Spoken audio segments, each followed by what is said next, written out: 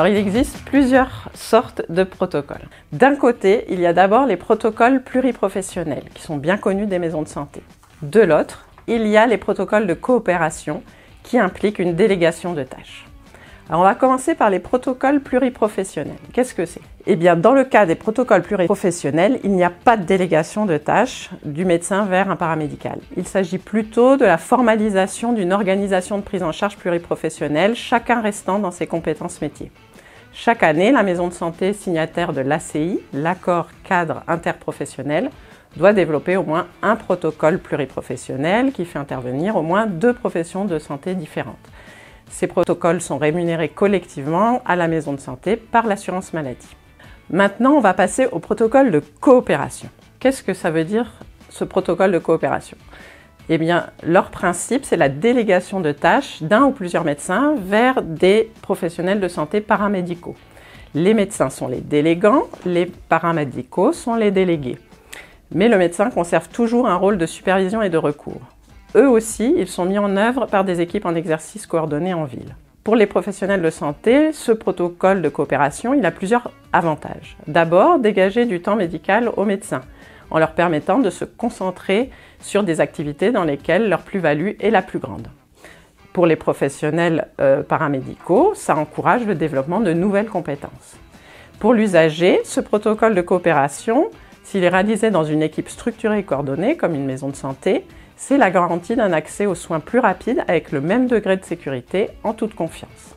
Pour autant, ces protocoles de coopération, il y en a 2 sortes. Le premier, ce sont les protocoles nationaux de coopération. Ces protocoles, ils ont été mis au point par des professionnels de maisons de santé.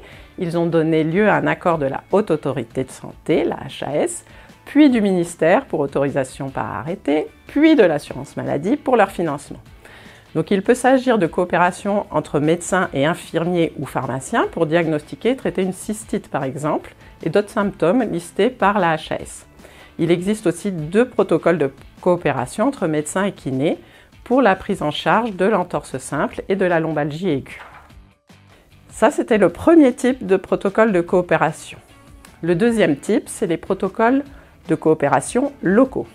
Alors ceux-là, ils peuvent être conçus et mis en œuvre à l'initiative d'équipes soit hospitalières au sein d'un groupement hospitalier de territoire, soit de ville. En ville, ce sont des équipes structurées en exercice coordonné qui peuvent réaliser ces protocoles locaux, à savoir les maisons et les centres de santé pluriprofessionnels. Depuis l'été 2022, ces protocoles locaux peuvent être également déposés par les communautés professionnelles territoriales de santé, donc les fameuses CPTS.